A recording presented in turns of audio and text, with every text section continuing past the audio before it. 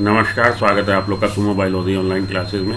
आज हम लोग पढ़ने जा रहे हैं कुछ questions, important questions chapter number 5 से। हम लोग के क्लास 12 बायोलॉजी के चैप्टर नंबर 5 से, प्रिंसिपल्स ऑफ इनहेरिटेंस से, वंशागति के सिद्धांत से। चलिए पढ़ते हैं हम लोग। मेंडल द्वारा अध्ययनित मटर के पौधे में 7 विपरीत जोड़ों में विपरीत रंग के विशेषक थे। रंग से संबंधित कितने उन्होंने कैरेक्टर चुने थे? तो 3 कैरेक्टर उन्होंने रंग से संबंधित चुने थे। टोटल इन ऑल उन्होंने 7 कैरेक्टर, 7 गुण चुने थे, 7 विशेषक चुने थे, जिसमें आपका था तने की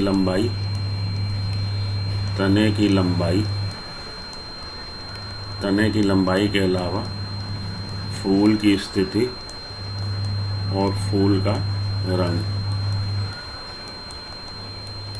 इसके अलावा फली का आकार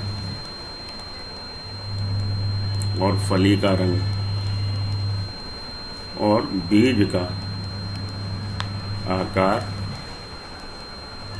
और बीज का रंग। तो रंग देखिए 3 जगह पे चुना गया, फूल का रंग, फली का रंग और बीज का रंग। तो हमारा जवाब हो जाएगा 3। ठीक है जी। चलिए अगले क्वेश्चन पे चलें।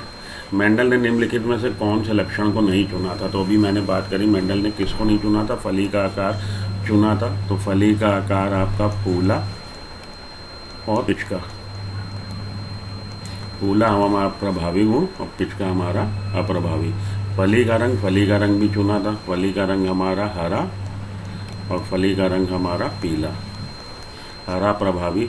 फली की स्थिति और फूल की स्थिति, फली की स्थिति को नहीं चुना था, फूल की स्थिति को चुना था। अक्षी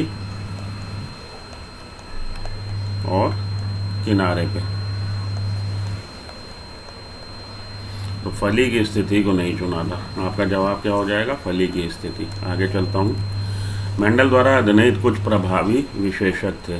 बीज का आकार गोल आकार का बीज प्रभावी लक्षण होता है। हरा रंग, बीज का आकार हरा अप्रभावी लक्षण होता है, तो ये नहीं। फली का हरा रंग, ठीक बात है। झुर्रीदार बीज, गोल बीज प्रभावी है और झुर्रीदार बीज अप्रभावी है, तो ये भी नहीं, ये भी जवाब नहीं हो सकता। पिचकी फली, फली फूली होनी चाहिए। और बैंगनी फूल का रंग जो बैंगनी कलर का था वो वाइट वाले कलर पे प्रभावी था, डोमिनेंट था, तो ये तो ठीक है, लेकिन ये इस वजह से जवाब नहीं हो सकता। हरे रंग की फली और फूली फली, हाँ जी, ये वाला हमारा जवाब ऑप्शन नंबर डी ठीक विकल्प है। इनमें से जो हम लोग को दिए गए हैं, हरे रंग की फली का रंग हरा होना प्रभावी विशेषक है और फूली फली होना प्रभावी विशेषक है। तो डोमिनेंट इसमें जो कैरेक्टर हैं वो हैं हमारे ग्रीन कलर की पॉड और ये हमारी फूली फली। ठीक है जी। तो चौथा इसका विकल्प हो जाएगा ठीक, इसको चुन लीजिए। वो जीन्स एक जोड़ी विपरीत विशेषकों को जो कोड करते हैं, वो जीन्स जो एक जोड़ी विशेषकों को विपरीत विशेषक का मतलब है जैसे कि हरा रंग और पीला रंग, दिन रात, काला सफ़ेद, इस तरह से छोटा बड़ा लंबा बौना, तो ये हो जाएंगे विपरीत विशेषक। देखिए कोई गुण है, उसके अगर आपको 2 सिरे मिलना है, गुण अगर उसके आपके 2 वेरिएंट मिल रहे हैं, 2 विभिन्न गुण में विभिन्नता मिल रही है, जैसे काला सफ़ेद, तो ये तो गुण तो हो गया आपका काला, गुण हो गया आपका, हम रंग की बात कर रहे हो, काला सफ़ेद हो गया उसमें मिलने वाली विभिन्नता। इसी तरह से तने की लंबाई की बात करें तो तने की लंबाई एक गुण है और उसके 2 विशेषक हो जाएंगे, लंबा और बौना, छोटा। ठीक है जी, इस तरह से होता है। तो एक जोड़ी विपरीत विशेषक को कोड करने वाले जीन्स क्या कहलाते हैं? वो कहलाते हैं एलील्स। ठीक, चलिए आगे। डॉग फ्लावर में फूल के रंग की वंशागति निम्न में से किसका उदाहरण है? तो एंटीनियम में आप देखेंगे जब रेड कलर के फ्लावर का क्रॉस कराया गया वाइट कलर के फ्लावर के, इसके जो युग्मक बने उसमें यही एलील आएगा, क्योंकि दोनों जगह कैपिटल R एलील है। ट्रू ब्रीडिंग प्लांट है और इधर भी तर्दुप प्रजनन सम ये है पौधा, इसके जब गैमीट बनेंगे, युग्मक बनेगा, उसमें छोटा आर ही आएगा क्योंकि दोनों जगह बड़ा आ रहा है। अब जब हमारी F1 जनरेशन पहली पुत्रक पीढ़ी बनी, उसका जेनेटिक मेकअप आनुवंशिक विन्यास ये होगा। तो मेंडल का अगर प्रभावशीलता का नियम इस पर लागू हो तो ये पौधा का फ्लावर कैसा होना चाहिए, लाल रंग का, लेकिन यहाँ पे देखा गया वो हो गया पिंक, क्योंकि ये कैसा है, ये इनकम्प्लीट डोमिनेंस है, अपूर्ण प्रभाविता का है। ना तो ये पहलवान इसको पूरी तरह पटक पाया, ना ये इसको पूरी तरह पटक पाया, तो बीच का बन के रह गया अपूर्ण प्रभाविता का केस है। ठीक है जी। तो ये एक अपूर्ण प्रभावित सहप्रभाविता होती है जब दोनों ही एलील अपना इफेक्ट दिखा दें, जैसा कि हम लोगों में ब्लड ग्रुपिंग में होता है। अगर किसी ऑर्गेनिज्म के पास, किसी जीव के पास IA एलील भी है, IB एलील भी है, तो उसका ब्लड ग्रुप हो जाएगा AB। सहलगनता हो जाती है लिंकेज। और बहुयुग्म विकल्पी, अगर 2 से ज़्यादा एलील किसी जीन्स के हैं, जैसे कि आपका जीन I जो कि रिस्पॉन्सिबल है ब्लड शुगर के लिए जो प्लाज्मा मेम्ब्रेन पे बन रही है RBC की, और उसी हिसाब से डिसाइड होता है हम लोग का ब्लड ग्रुप। तो I जीन के 3 रूप मिलते हैं, 2 से ज़्यादा रूप मिलना वो कहलाता है बहुयुग्म विकल्पी। ठीक, आगे चलता हूँ। इनकम्प्लीट डोमिनेंस एक चीज़ यहाँ से नोट कर लीजिए, मेरे इस लेक्चर को एक मिनट होल्ड करके इसका स्क्रीन कैप्चर ले लीजिएगा। इनकम्प्लीट डोमिनेंस किसने डिस्कवर करी थी? Karl Correns. Karl Correns was the scientist who discovered incomplete dominance. Karl Correns ने डिस्कवर करी थी। मनुष्य में AB और ब्लड ग्रुपिंग निम्न में से किसका उदाहरण है? तो अपूर्ण प्रभाविता का है? नहीं। सहप्रभाविता का है? सहप्रभाविता का है, क्योंकि IA और IB एलील जब होते हैं किसी ऑर्गेनिज्म में जिसका जेनेटिक मेकअप आनुवंशिक विन्यास ये होगा, तो उसमें ये इसको पटक दे या ये इसको पटक दे। अब पटक देगा मतलब भैया ये पटक नहीं देगा उठा के, पटक देगा मतलब मैं आपको शब्दों में समझा रहा हूँ कि अगर ये इसको दबा दे, इसको ना दिखने दे, इसका असर ना दिखने दे, तो ऐसा तो हो नहीं पा रहा, क्योंकि दोनों तरह के इसकी प्लाज्मा मेम्ब्रेन पे RBC की प्लाज्मा मेम्ब्रेन पे दोनों तरह की शुगर बन जाएगी। A टाइप की भी बन जाएगी और B टाइप की भी बन जाएगी, दोनों अपनी उपस्थिति दर्ज करा देंगे। तो इसके पास B शुगर भी है और A शुगर भी है। ठीक है, तो इस तरह के बंदे का, ये एंटीजन भी कहलाते हैं, इस तरह के बंदे का ब्लड ग्रुप क्या हो जाएगा? AB। तो दोनों ही एलील ने अपना प्रभाव दिखा दिया। सहप्रभाविता, सह ना वो उससे दबा ना वो उससे दबी। बहुयुग्म विकल्पता, हाँ ये बहुयुग्म विकल्पता भी दिखाता है, कारण क्योंकि ये gene I which is responsible for the type of blood sugar, किस तरह का ब्लड शुगर होगा, present over the chromosome number 9, chromosome number 9 पे, गुणसूत्र संख्या 9 पे ये जीन है I जो ये डिसाइड करता है कि किस तरह का शुगर पॉलीमर बनेगा RBC की प्लाज्मा मेम्ब्रेन पे।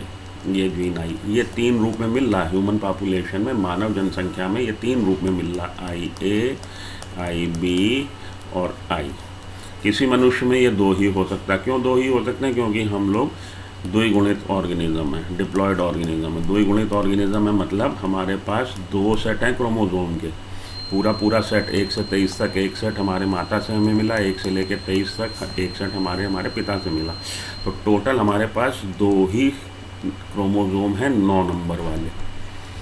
तो 2 ही क्रोमोसोम है 9 नंबर वाले, और क्रोमोसोम पे ही जीन I है। इसका मतलब है हमारे हर सेल में 2 ये अकरेंस है इसकी जीन I की, 2 कॉपी हैं, 2 ही कॉपी हैं। हालांकि ह्यूमन पॉपुलेशन में ये 3 हैं, लेकिन हमारे पास 2 ही हैं। हमारे पास 2 व्हीलर है, स्कूटर है, उस पर 2 ही गद्दी हैं, तो 3 आदमी नहीं बैठ सकते, 2 ही बैठेंगे। हमारे शरीर की हर कोशिका में जो जीनोम है वो डिप्लॉयड ऑर्गेनिज्म है। हम लोग 2 सेट हैं, 1 से लेके 23 तक एक सेट हमारे माता का, 1 से 23 तक हमारे पिता का।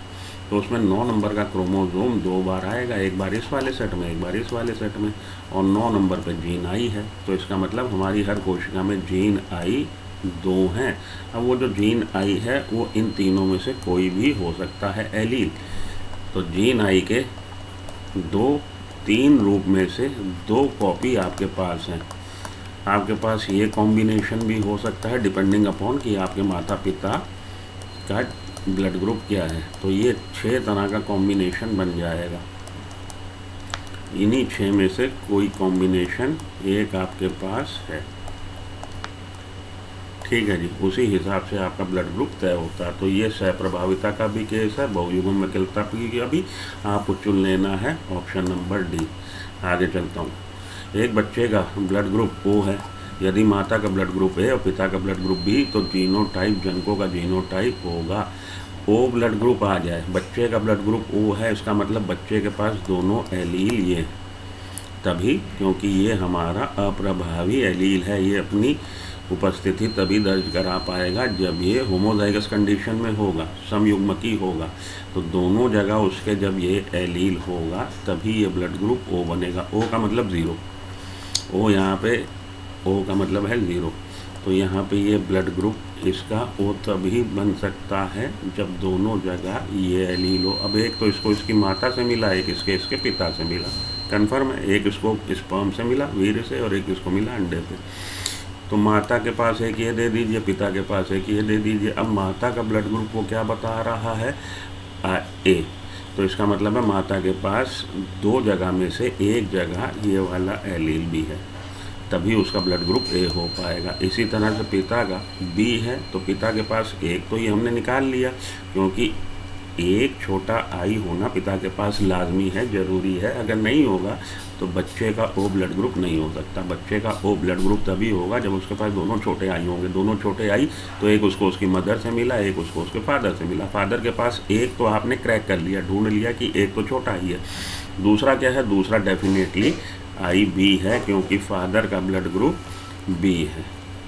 ठीक है, तो ये माता का ब्लड जीनोटाइप हो गया, ये पिताजी का जीनोटाइप हो गया। बात समझ में आ गई, आ ही गई होगी, नहीं आई तो मेरा कंप्लीट लेक्चर देखिए। तो ये हो जाएगा आपका आंसर, माता का ये है जीनोटाइप और पिता का ये है जीनोटाइप। ये अगर हो माता पिता का, देखो अब ये भी देख लो तो समझ में आ जाए। प्यूनेट स्क्वायर जानते होगे, सुना होगा। ये माता जी, ये पिताजी। अब हम इनका देखना चाहते हैं। इसमें जब गैमीट बनेंगे तो गैमीट में आई ए एलील ही आएगा, क्योंकि दोनों जगह इनके आई ए एलील है। और पिता के पास, पिता के गैमीट में यही बनेगा। इन दोनों के संयोजन से जो जाइगोट बन रहा है उसमें हो जाएगा आई ए और आई बी। तो इनके संतान कैसे होगी, इनकी कभी भी संतान होगी उसका ए बी ब्लड ग्रुप ही होगा, जबकि यहाँ पे संतान का ब्लड ग्रुप ओ है। इसी तरह से आप ये वाली कंडीशन उठा लीजिए, इसको हम लोग डिस्कस कर लेते हैं। तो देखिए प्यूनेट स्क्वायर में हम लोग क्या करते हैं, माता पिता कोई भी एक का आप लिख लीजिए, इधर जेनेटिक में एक का, एक का इधर, एक का लेफ्ट हैंड पे लिखते हैं, एक का ऊपर लिखते हैं, ये जो स्क्वायर हम बनाते हैं। तो आई ए और आई बी, इधर भी आई ए और आई बी, दोनों का आई बी है। इसके जो गैमीट बनेंगे, भले वो स्पर्म हो भले वो एग हो, मतलब ये माता भी हो सकती है और ये पिता भी, एक ही है दोनों का। तो दो तरह के गैमीट इस बार बन सकते हैं, क्योंकि उनके पास आई ए और आई बी है। 50% में आई ए आएगा, 50% में आई बी आएगा। इसी तरह से इधर इस वाले के जो गैमीट बनेंगे, अंड बनेगा या स्पर्म, माता या पिता दोनों का जेनेटिक मेकअप एक है। तो ये आप मान लीजिए, ये हम लोग बात कर रहे हैं माता की और यहाँ बात कर रहे हैं पिता की। ठीक है, उससे फ़र्क नहीं पड़ेगा अगर हम इसको बदल भी दें, पिता को इधर कर दें और माता को इधर कर दें, तब भी फ़र्क नहीं पड़ेगा, क्योंकि उनका सेम है। तो फिर से बनाता हूँ, क्योंकि ऊपर गचपच हो गया। इधर देख लो, आई ए और आई बी। अब ये माता या पिता कोई भी ले लो भाई, क्योंकि दोनों का सेम है जेनेटिक मेकअप, आई ए आई बी, और यहाँ पे भी आई ए और आई बी। अब ये वाले स्पर्म का इसको हम पिता मान लेते हैं, आप लोग की वो समझाने के लिए इसको हम माता मान लेते हैं। इस वाले स्पर्म का फ्यूज़न इस वाले अंडे से भी हो सकता है, इस वाले से भी, आई ए और इधर आई ए और आई बी। जो जाइगोट बनेगा, युग्मनज बनेगा वो ये बनेगा, आई बी आई ए और आई बी। अब देखिए, अगर ये वाले माता पिता आपस में प्रजनन कर रहे हैं तो क्या बन सकता है, ए ब्लड ग्रुप वाला ऑर्गेनिज्म भी बन सकता है, बी ब्लड ग्रुप वाला ऑर्गेनिज्म भी बन सकता है, और आई बी वाले भी बन सकते हैं। कितने % चांस हैं कि ए ब्लड ग्रुप वाला ऑर्गेनिज्म हो, 25%, क्योंकि 4 में से एक जगह आई ए आया। कितने % चांस हैं कि बी ब्लड ग्रुप हो, 25%, केवल ये वाले 4 में से एक। और कितने % चांस है कि ए बी ब्लड ग्रुप हो, 50%, ये वाले, ये दो, 4 में से 2 IAIB वाले हैं तो 50% चांस है कि जो बच्चा पैदा होगा उसका AB ब्लड ग्रुप होगा, 25% चांस है कि B ब्लड ग्रुप वाला, 25% चांस है कि A ब्लड ग्रुप वाला। O ब्लड ग्रुप वाला बच्चा नहीं हो सकता इन माता पिता के, इन माता पिता के भी O ब्लड ग्रुप वाला नहीं हो सकता। इसी तरह से इन माता पिता के भी, ये भले माता हो भले पिता हो, बच्चा O ब्लड ग्रुप वाला नहीं हो सकता, क्योंकि IA और II को क्रॉस करा दीजिए तो हमेशा A ब्लड ग्रुप वाला बच्चा बनेगा। कैसे? अरे प्रभु ऐसे, इसमें IA एलील ही आएगा और इसमें I एलील ही आएगा। हमेशा जो बच्चा बनेगा उसका जेनेटिक मेकअप क्या होगा? ये होगा, इसका A ब्लड ग्रुप होगा। ठीक है, बात समझ में आई? नहीं समझ में आई तो पूरा लेक्चर देखो। आगे चलो। मटर के 2 विषम युग्मजी पादपों के में क्रॉस कराने पर बौनी संततियों के उत्पादन की क्या संभावना है? ठीक है जी, मटर के 2 विषम युग्मी। तो मटर के 2 पौधे आपने लिए विषम युग्मी T और T। अरे बहुत ही हल्का हो गया, गाढ़ा ले लूँगा। ये ले लिया आपने 2 विषम युग्म, इसको क्रॉस करा दीजिए, फिर से प्यूनेट स्क्वायर बना लीजिए। इसका गैमीट ये, इसको आप मान लीजिए नर पुष्प और इसको मान लीजिए मादा पुष्प। इसके गैमीट ये, जो रिजल्टेंट बनेगा ये वाला इसके साथ भी फ्यूज़ हो सकता है, ये वाला इसके साथ भी फ्यूज़ हो सकता है, ये वाला इसके साथ भी और ये वाला इसके साथ भी। ये है सीन। बोला जी बौनी संततियों के उत्पादन की क्या संभावना? तो 4 में से केवल एक जगह लोअर टी है, 25%। समझ में आ गई? बौना कब बनेगा? बौना तभी बनेगा जब दोनों एलील ये हो, क्योंकि आप जानते हैं कि बौनापन ये जो है अप्रभावी एलील से निर्धारित हो रहा। अप्रभावी एलील अपनी जानकारी को तभी प्रदर्शित कर पाता है जब वो समयुग्मज हो, होमोजाइगस कंडीशन में, जब दोनों जगह इसको दबाने वाला ना हो, इसको उठा के पटकने वाला ना हो। ठीक है जी, तो 25% चांस है। चलिए आगे चलें। 2 विषम युग्मजी पौधों के बीच संकर कराने पर F1 पीढ़ी में कुल 500 पौधे प्राप्त हुए। ठीक है, F1 पीढ़ी में प्राप्त पौधों में लंबे बौने पौधों की संख्या बताइए। तो अभी हम लोगों ने जो पिछली बार किया फिर से वही बता रहा। 2 विषम युग्मजी पौधे क्रॉस करा दिए क्रॉस। तो आप देखिए 4 में से जो हमारे पास सीन बना था, 4 में से ये सीन बना था हमारे पास।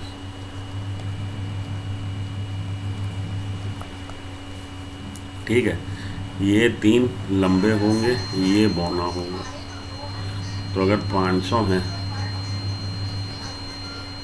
ठीक है, तो 500 में से 125 बौने होंगे, 375 लंबे होंगे।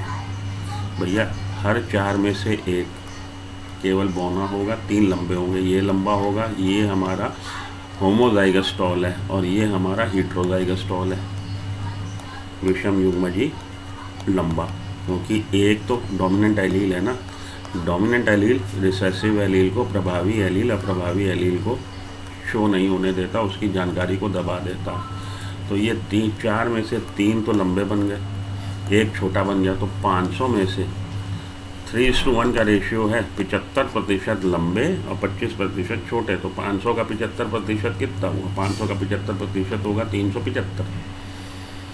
ठीक, 500 का 75% होगा 375 और 125 होगा आपका 25%। तो आपने लगा देना है लंबे व बौने पौधों की संख्या कितनी है? 375 व 125। आ गई बात समझ में? ये वाला, ये आपने 3:1 का रेशियो याद रखना है। 3:1 का रेशियो आ जाता है, वही आपने यहाँ पे लगा देना है। यदि 2 जनक सिक्कल सेल एनीमिया के लिए विषम युग्मजी हैं तो इनके बच्चों में सिक्कल सेल एनीमिया से ग्रसित होने की कितनी संभावना है? सिक्कल सेल एनीमिया के लिए जो हम लोग एलील लिखते हैं वो HBS लिखते हैं। ये नॉर्मल वाला हो गया, कई जगह इसको HB भी लिखा रहता है। अब एक तो मदर या फादर का जेनेटिक मेकअप ये और दूसरे का भी जेनेटिक मेकअप ये, फिर इसमें बना लीजिए प्यूनेट स्क्वायर। तो HBS क्योंकि बोल रहा है विषम युग्मजी है और HBA। इसी तरह से इधर लिख लीजिए तो HBS और HBA, HBS और HBA। A नॉर्मल के लिए डिनोट कर रहा है, कुछ लोग इसको केवल HB भी लिख देते हैं। हम HBA HBS लिखते हैं। तो HBS HBS HBS, HBA, HBA, HBS। ये मैं क्यों लिख रहा हूँ भैया, ये वाला इसके साथ फ्यूज़ हो रहा तो ये ऑर्गेनिज़म बन रहा, ये एलील इसके साथ फ्यूज़ हो रहा तो ये ऑर्गेनिज़म बन रहा, ये एलील इसके साथ फ्यूज़ हो रहा तो ये ऑर्गेनिज़म बन रहा, ये एलील इसके साथ फ्यूज़ हो रहा है तो ये ऑर्गेनिज़म बन रहा। एलील बोल दिया, आप इसको स्पर्म बोल दीजिए। स्पर्म ऐसा जिसके अंदर ये एलील है, और एग ऐसा जिसके अंदर ये एलील है। ठीक है, तो आप देखिए कौन सा इनमें, इन चार में से 4 तरह के ऑर्गेनिज़म बन सकते हैं। कौन सा ऑर्गेनिज़म ऐसा है ज़ाइगोट जो जीव बनेगा जो सिकल सेल एनीमिया दिखाएगा, ये दिखाएगा, क्योंकि सिकल सेल एनीमिया अप्रभावी एलील से गवर्न होती है। मतलब सिकल सेल एनीमिया वो ऑर्गेनिज़म दिखाता है जिसका, वो जीव दिखाएगा जिसका जेनेटिक मेकअप ये होगा। तो 25% 4 में से केवल एक जगह बन रहा था ये संभावना। तो कितने प्रतिशत बच्चे में, इनके बच्चे में सिकल सेल एनीमिया से ग्रसित होने की, जो बच्चा बनेगा उसमें कितने प्रतिशत चांस है कि सिकल सेल एनीमिया होगा? 25%। क्योंकि 4 जो कॉम्बिनेशन बन रहे हैं, 4 में से केवल एक कॉम्बिनेशन ये बनने की संभावना है। तो 25% चांस है कि इनका बच्चा सिकल सेल एनीमिया से ग्रसित होगा। आगे चलता हूँ। यदि ये थैलेसीमिया के लिए हम लोग ये डिस्कस कर रहे होते, सेम रिजल्ट होता। यदि ये मायोटोनिक डिस्ट्रॉफी का केस होता, यदि यहाँ पे हम लोग मायोटोनिक डिस्ट्रॉफी लिख दें, तो मायोटोनिक डिस्ट्रॉफी जो है ये आपकी डोमिनेंट एलील से गवर्न होती है। तो डोमिनेंट एलील, मानिए 2 ऑर्गेनिज्म ऐसे हैं जो हेटेरोजाइगस कंडीशन के हैं, तो मायोटोनिक डिस्ट्रॉफी के लिए हम लोग लिख देते हैं M और M और M और M। ठीक है, ये डोमिनेंट एलील और ये आपका डोमिनेंट एलील। तो फादर की भी यही, मदर की भी यही। अब इसमें देख लीजिए आप क्या प्रतिशत चांस है मायोटोनिक डिस्ट्रॉफी के। M और M ये बन गए आपके फादर के स्पर्म, ये मदर के एग। तो ये देखिए आप M इसमें दोनों जगह बड़ा, M एक बड़ा एक छोटा, एक बड़ा एक छोटा, दोनों छोटे। तो ये मायोटोनिक डिस्ट्रॉफी का केस होता तो कितने बच्चे में कितने प्रतिशत चांस होता कि वो मायोटोनिक डिस्ट्रॉफी से ग्रसित हो? 4 में से 3 मतलब 75% चांस होता। 75% चांस होता कि ये बच्चा मायोटोनिक डिस्ट्रॉफी से ग्रसित होता। अगली बात समझ में नहीं आई, फिर से समझ लो बात। तुम लोग यार हर बार में कह देते हो नहीं आई। यह आपकी बुक में दे रखा कि मायोटोनिक डिस्ट्रॉफी जो है डोमिनेंट एलील, डोमिनेंट कैरेक्टर है। ठीक, तो फादर का भी जेनेटिक मेकअप ये लिया, मदर का भी ये लिया। अब फिर से देख लीजिए,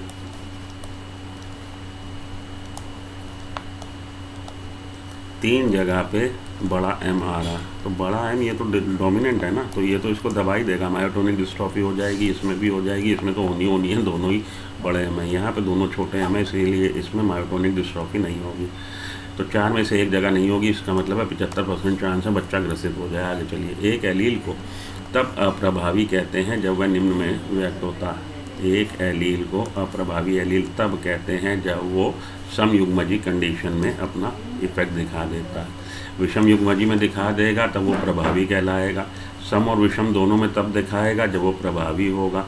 F1 पीढ़ी में प्रभावी दिखाता है। अप्रभावी कब दिखाता है? अप्रभावी दिखाता है विषम युग्मजी स्थिति, अप्रभावी दिखाता है समयुग्मजी स्थिति में। तो हमारा आंसर होगा जब वो अपने आप को केवल समयुग्मजी स्थिति में दिखा पाएगा, जब दोनों जगह वही रिसेसिव एलील होगा।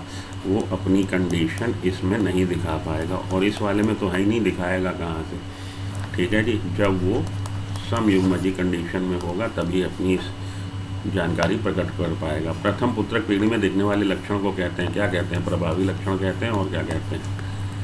आगे चलो, निम्नलिखित में से कौन से संक्रमण में मटर के लंबे व बौने पौधे समान अनुपात में उत्पन्न होंगे? इसमें देखिए, इसके तो जितने भी एलील बनेंगे इस वाले प्लांट के, वो टॉल ही यही लेके होंगे। इस वाले के जितने ही बनेंगे गैमीट, उसमें यही एलील होगा। सारे के सारे प्लांट 100% टॉल होंगे। इस वाले में 50-50 हो जाएगा।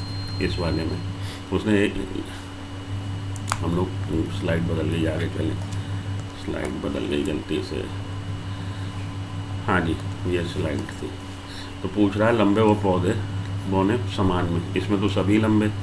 इसमें भी सभी लंबे, क्योंकि ये कैपिटल टी, इसके गैमेट कैपिटल टी वाला होगा, तो वो तो इसका एक ही बन रहा है और इसके काउंटर पार्ट के दो बन रहे हैं, कैपिटल टी और स्मॉल टी। तो 50% प्लांट जो बन रहे हैं नेक्स्ट जनरेशन में, उनमें दोनों जगह कैपिटल टी है और 50% में कैपिटल टी स्मॉल टी है। ये प्लांट भी लंबा होगा, ये प्लांट भी लंबा होगा, इसमें भी सारे लंबे, इसमें भी सारे लंबे। इस वाले पे आ जाइए, इस वाले में 4 में से 3 लंबे होंगे, क्योंकि ये बनेगा इसका यूनिट स्क्वायर। किस वाले का? इस वाले का। एक इसका, एक ये देखिए, एक पेरेंट के गैमीट ये, दूसरे पेरेंट के गैमीट ये, तो 4 में से 3 आपके लंबे, एक छोटा। वो कह रहा बराबर, बराबर किस वाले में? बराबर आपके बनेंगे इस वाले में। इसके आप देख लीजिए, एक पेरेंट आपका ये, एक पेरेंट ये, यूनिट स्क्वायर बना लीजिए। इसके आपके बनेंगे 2 तरह के, और इसके आपके बनेंगे एक ही तरह के गैमीट, उसके पास छोटा टी होगा। तो एक ही आप चार्ट बना लो, ये वाला हटा दो, ये बन गए। 2 तरह के पौधे बनेंगे, 2 में से एक के पास कैपिटल टी स्मॉल टी है और एक के पास स्मॉल टी है।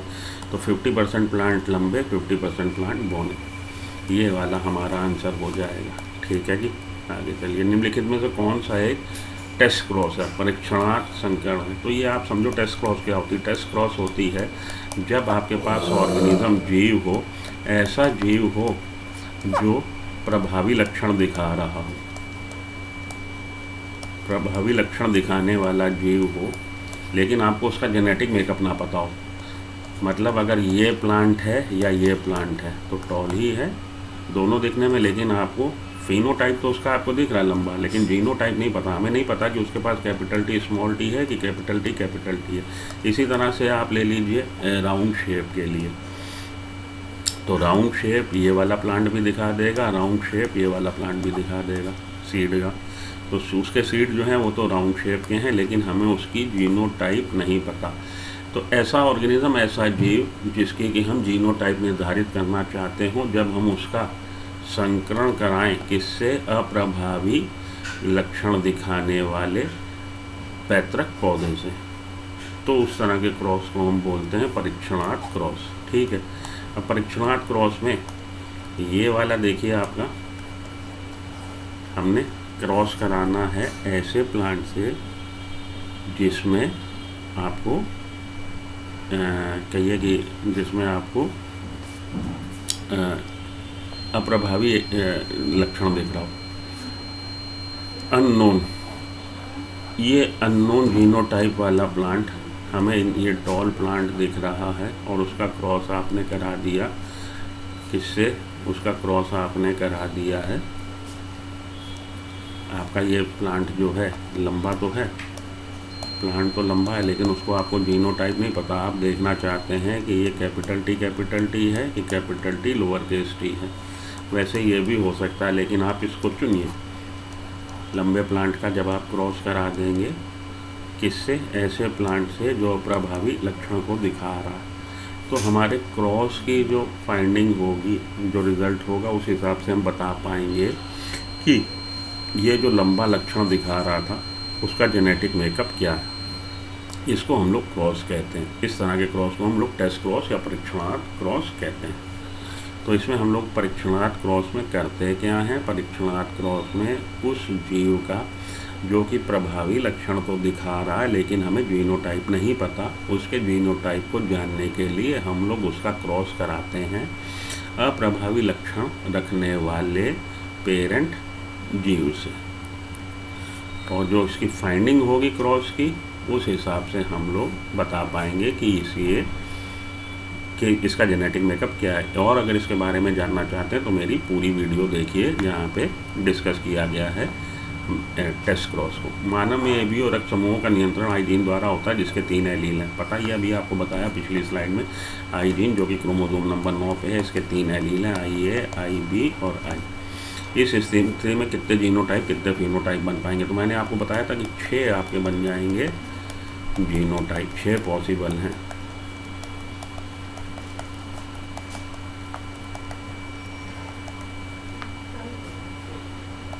ये 6, और फिनोटाइप कितने पॉसिबल हैं? फिनोटाइप 4। इसका ब्लड ग्रुप होगा ए, इसका ब्लड ग्रुप होगा ए बी, इसका ब्लड ग्रुप होगा ए, इसका ब्लड ग्रुप होगा बी, इसका ब्लड ग्रुप होगा बी, इसका ब्लड ग्रुप होगा ओ। तो ये दोनों तो देखिए कॉमन है, तो एक तो हो गया ए, एक हो गया बी और ए बी और ओ। तो 6 जीनोटाइप और 4 फिनोटाइप रट्टा मान लीजिए। आगे चलिए, यदि दोनों जनकों का समूह रक्त समूह ए बी है तो संतति का रक्त समूह क्या हो सकता है? यूनिट स्क्वायर बना लीजिए फटाक से। तो जीनोटाइप ए बी का मतलब है कि उनका जेनेटिक मेकअप जो है आई ए और आई बी है। इधर भी माता का भी पिता का भी आई ए और आई बी। इसके 2 तरह के एलील बन सकते हैं, आई ए और आई बी। इसके भी 2 तरह के एलील बन सकते हैं, आई ए और आई बी। तो जो आपके जाइगोट बनने की संभावना है उसके पास ये कॉम्बिनेशन पॉसिबल है। ठीक है जी। इन कॉम्बिनेशन के हिसाब से 4 में से 1 ए ब्लड ग्रुप वाला आई ए, 4 में से 1 बी ब्लड ग्रुप वाला आई बी और 4 में से 2 ए बी ब्लड ग्रुप वाला। ये इनके जब भी संतान होगी, संतान के 25% चांस हैं कि वो ए ब्लड ग्रुप हो, संतान के 25% चांस हैं कि बी ब्लड ग्रुप हो और संतान के 50% चांस हैं कि ए बी ब्लड ग्रुप हो। तो कितने तरह के इसके कह रहा है जी ब्लड ग्रुप बन सकते हैं? ए बी और ए बी और A B. O blood group नहीं बन सकता। ए बी और ए बी। आगे चलूँ। निम्नलिखित में किस स्थिति में जीनोटाइप और फिनोटाइप अनुपात समान होता है? जीनोटाइप और फिनोटाइप अनुपात 1:2:1, 1:2:1। ये जीनोटाइप फिनोटाइप रेशियो समान होता है इनकम्प्लीट डोमिनेंस में। इनकम्प्लीट डोमिनेंस F2 जनरेशन में आप देखेंगे जो पौधे बनेंगे उनके एंटीराइनम वाला केस देख लीजिए आप। RR को जब आप क्रॉस कराते हैं तो RR को जब आपने क्रॉस कराया ये बन जाएगा। तो 25% पौधे ऐसे हैं जो लाल रंग का पुष्प, 25% पौधे ऐसे हैं जो सफ़ेद रंग का पुष्प दिखाएंगे, 50% पौधे ऐसे हैं जो आपका गुलाबी रंग का पुष्प दिखाएंगे। 50, 25 लाल, 25 सफ़ेद और 25 गुलाबी। ये तो हो गया फिनोटाइप। और जीनोटाइप में देखिए, जीनोटाइप में 25% के पास कैपिटल आर, 25% के पास लोअर केस आर और 50% के पास छोटा आर बड़ा आर। तो 1:2:1 ये आपका फिनोटाइप रेशियो भी है, 1:2:1 ये आपका जीनोटाइप रेशियो भी है। अपूर्ण प्रभाविता में ये चीज़ देखने को मिलती है। तो जीनोटाइप फिनोटाइप रेशियो किस में होगा? सेम अपूर्ण प्रभाविता में। एक पादप का जीनोटाइप ये है, कितने तरह के आनुवंशिक रूप से अलग युग्मक पैदा करेगा? तो देखिए, अगर जीनोटाइप ये हो तो अगर जीनोटाइप ये हो, कोई मतलब नहीं हम कितने जीन को कंसीडर कर रहे हैं। F के आगे आप Z तक लिख लीजिए। अगर सब जगह समयुग्मजीय स्थिति है तो केवल एक ही तरह का गैमीट बनेगा। अब अगर आपका किसी जीव का जीनोटाइप ये हो, मतलब मानिए 10, 20, 30 एलील जितने भी इसके जीन हैं जीनोटाइप में हम EF देख रहे हैं, लेकिन एक ही जगह वो विषम युग्मजीय है तो ये 2 तरह के गैमीट बनाएगा। अगर एक जगह विषम युग्मजीय है बाकी जगह समयुग्मजीय है, ये मतलब नहीं Z तक जाए, तो ये 2 तरह के गैमीट बना देगा, ABCDEF और ABCDEF आगे। ठीक है जी, आ रही बात समझ में? अब आप एक चीज़ और देखो। अब हम बात कर लें इसकी AA BB CC DD EE अनंत तक, ये 4 तरह के बना देगा। A B C से लेके आगे, A B C से लेके आगे, A B C से लेके आगे, A B C से लेके आगे। इसका एक फार्मूला मतलब 2 जगह अगर ये विषम युग्मजीय है तो 4 तरह के, अगर एक जगह विषम युग्मजीय है तो 2 तरह के, 2 जगह विषम युग्मजीय है तो 4 तरह के, 3 जगह विषम युग्मजीय है तो 8 तरह के, 4 जगह विषम युग्मजीय है तो 16, 5 जगह विषम युग्मजीय है तो 32। सीधी सी बात, इसका होता है फार्मूला 2:2n। n यहाँ पे वो नंबर है जितनी जगह वो विषम युग्मजीय है।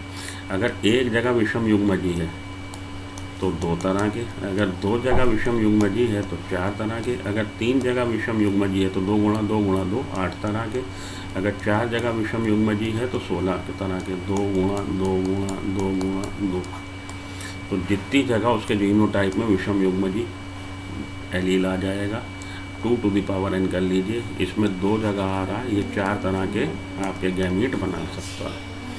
इसी तरह से इसमें देखिए एक द्विगुणित जीव, द्विगुणित जीव मतलब डिप्लॉयड, डिप्लॉयड मतलब कंटेनिंग 2 जीनोम, कितने प्रकार के युग्मक उत्पन्न कर सकता है यदि वह 4 जगह विषम युग्मक जीव। तो 2 टू द पावर 4 कर लीजिए, 2 गुणा 2 गुणा 2 गुणा 2, 2 दूनी 4 दूनी 8 दूनी 16, 5 होता तो हो जाता 32, 6 होता तो हो जाता 64।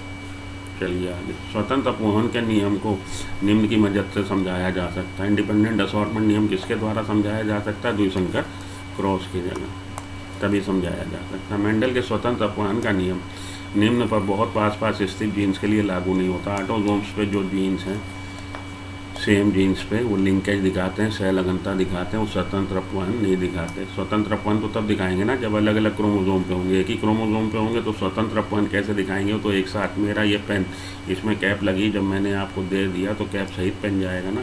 तो ऐसे जीन्स जो एक ही क्रोमोसोम पे होते हैं, ऑटोसोम्स पे होते हैं, वो इंडिपेंडेंट असॉर्टमेंट नहीं दिखाते, वो लिंकेज दिखाते हैं। और अगर ज़्यादा जानना समझना चाहते हो तो मेरा भैया आप वो देख लो, क्या पूरी लिंकेज की तो देख लो आप। तदुप प्रजनन सम, ट्रू ब्रीडिंग, ट्रू ब्रीडिंग है लाल रंग व सादे वक्ष वाली ड्रोसोफिला का गुलाबी आँख व रेखित वक्ष वाली मक्खियों से क्रॉस कराया। तो आपके पास ड्रोसोफिला 2 तरह की है, लाल आँख सादा वक्ष और गुलाबी आँख, देखिए समझिए, और रेखित वक्ष। ठीक है, 2 तरह के आपके क्रॉस करा दिया जी। तो F1 पीढ़ी का अब आपने क्या करा दिया? F1 पीढ़ी के जो मक्खी बनी उसका आपने फिर से करा दिया गुलाबी रेखित से, क्योंकि ये गुलाबी और रेखित जो है ये अप्रभावी लक्षण है। तो जो F2 जनरेशन अब बनी, ये F1 जनरेशन बनी थी। F1 जनरेशन में लाल और सादा वाला होगा। F1 जनरेशन की जितनी होंगी वो लाल और सादी होंगी, सादा वक्ष। अब आपने उसको क्रॉस करा दिया, टेस्ट क्रॉस। अभी आपको पीछे एक्सप्लेन किया था, टेस्ट क्रॉस में हम क्या कराते हैं? F1 पीढ़ी या F2 पीढ़ी या कोई ऑर्गेनिज्म, उसको हम क्रॉस कराते हैं ऐसे पेरेंट से जो दिखा रहा है क्या चीज़? अप्रभावी लक्षणों को दिखा रहा है, उससे क्रॉस करा देते हैं। तो हमने लाल सादा जो F1 जनरेशन की बनी उसको हमने गुलाबी रेखित वाले F1 जनरेशन के पेरेंट से क्रॉस करा दिया। तो F2 पीढ़ी में लाल रंग सादा वक्ष वाली 80 ऑर्गेनिज्म, ऐसी मक्खियाँ 80 बनी जिनमें लाल रंग सादा वक्ष है। लाल आँख रेखित वक्ष। अब देखिए जो पेरेंटल कॉम्बिनेशन था, जो पैतृक कैरेक्टर का कॉम्बिनेशन था, संयोजन था, वो था लाल के साथ, लाल आँख के साथ सादा वक्ष और गुलाबी आँख के साथ रेखित वक्ष। अब क्रॉसिंग ओवर या स्वतंत्र अपहरण के द्वारा लाल ये कैरेक्टर इसके साथ लाल और रेखित, ये नया कॉम्बिनेशन रिकॉम्बिनेंट बन गया, नए पुनर्संयोजन बन गया 12। और गुलाबी आँख किसके साथ थी?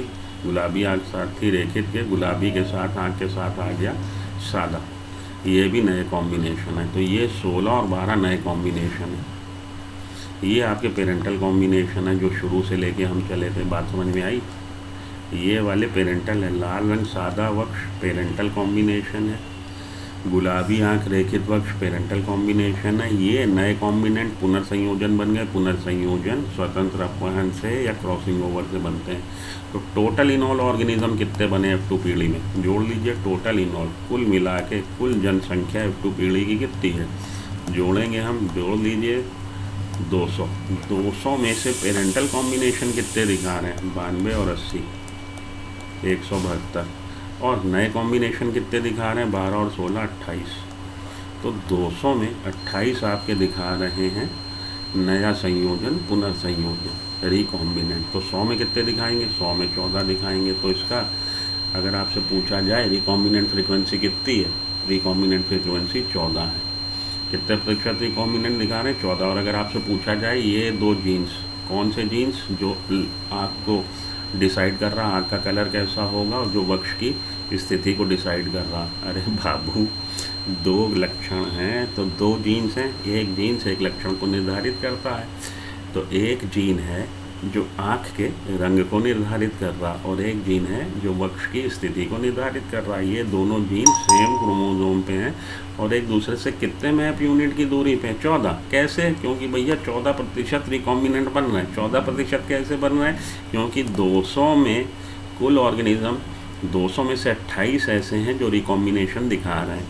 100 में कितने दिखाएंगे? 14। और अगर ये 400 बनते, समझो अगर यहाँ पे 400 ऑर्गेनिज्म की है, इसमें आप बढ़ा दीजिए 180 कर दीजिए और इधर 192 कर दीजिए, 200 बढ़ गए सीधे ही। टोटल इन ऑल अब ये 400 ऑर्गेनिज्म हो गए। 400 ऑर्गेनिज्म में केवल 28, मान के चलो, कॉन्सेप्ट क्लियर कर रहा हूँ आपका, 400 में से केवल 28 रिकॉम्बिनेशन दिखा रहे हैं। तो 100 में कितने दिखाते हैं? 100 में आपको दिखाते 7। तो ये 7% रिकॉम्बिनेंट बनते और 7% मैप यूनिट पे होते। बात समझ में आई? नहीं समझ में आई तो बेटा लिंकेज वाला मेरा लेक्चर देख लो। अगर यहाँ पे अब, क्योंकि 17 जुलाई को आप लोग का पेपर है, मैं आपको क्वेश्चन की प्रैक्टिस करा रहा हूँ जो आपको नीट में आने। ठीक है जी। तो इसमें पुनर्संयोजन के परसेंटेज कितनी है? पुनर्संयोजन की परसेंटेज आपकी 14 है। ओके, आगे चलिए। वंशागति का गुणसूत्र सिद्धांत किसके द्वारा दिया गया? सटनबर्ग के द्वारा दिया गया। मेंडल के कार्य को इन 3 में 1900 में Karl Correns, Hugo de Vries और शेरमार्क ने पुनर्स्थापित किया। सहलगन जीन्स के क्रॉसिंग ओवर के बारे में क्या सही है? जीन विनिमय किसी हाल में नहीं होगा। ऐसा अगर यहाँ लिखा होता पूर्ण सहलगन, पूर्ण सहलगन है नहीं, तो जीन विनिमय किसी हाल में ये नहीं कह सकते, कुछ ना कुछ तो होगा। जीन विनिमय का उच्च प्रतिशत नहीं, निम्न प्रतिशत, शायद ही कोई जीन विनिमय हो। हाँ ये ठीक है कि जीन विनिमय होगा तब होगा जब क्रॉसिंग ओवर, एक जीन यहाँ सिचुएटेड है, एक जीन यहाँ सिचुएटेड है, क्रॉसिंग ओवर यहाँ से हो, जीन विनिमय हो जाएगा। तो शायद ही कुछ जीन विनिमय हो। सर्वप्रथम गुणसूत्र मानचित्र किसके द्वारा दिए गए? स्टुअर्ट द्वारा दिए गए। तो यहाँ पे आके मैं वाणी को विराम देता हूँ। 40 मिनट की हो गई। आगे आपके लिए अभी इसमें जो आपको कवर किया है इस वाले लेक्चर से, आपके चैप्टर से, वो single gene inheritance, double gene inheritance, incomplete dominance, complete dominance और यही सब, को डोमिनेंस, और आपका हो गया कवर लिंकेज वगैरह। अब अगले में आपको सेक्स डिटर्मिनेशन से रिलेटेड क्वेश्चन दे दूंगा मैं, और मेंडलिज्म से रिलेटेड, मेंडेलियन डिसऑर्डर से रिलेटेड क्वेश्चन आपकी एक वीडियो और बना दूंगा। अगर आप यहाँ तक लटके आ गए, इतनी देर आपने झेल लिया मुझे 42 मिनट, तो भैया चैनल को सब्सक्राइब कर दो, वीडियो को लाइक कर दो, शेयर कर दो, और मिलते हैं ब्रेक के बाद अगले क्वेश्चन प्रैक्टिस के साथ। Till then good luck, goodbye, have a nice day, thank